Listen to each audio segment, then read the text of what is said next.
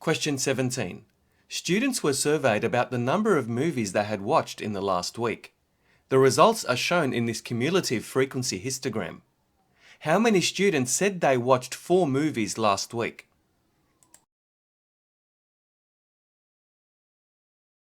Referring to the fourth column of the cumulative frequency histogram, we can see that 35 students watched 4 movies or less last week.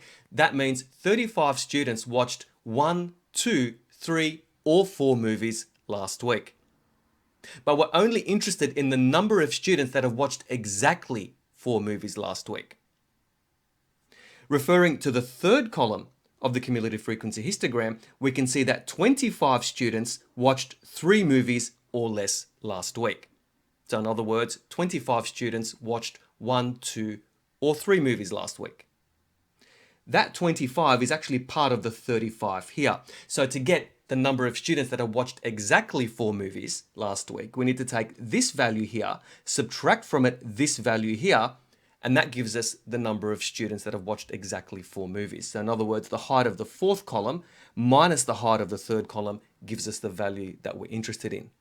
So 35 minus 25 equals 10. Therefore, 10 students watched exactly 4 movies last week. Therefore, the answer is option B.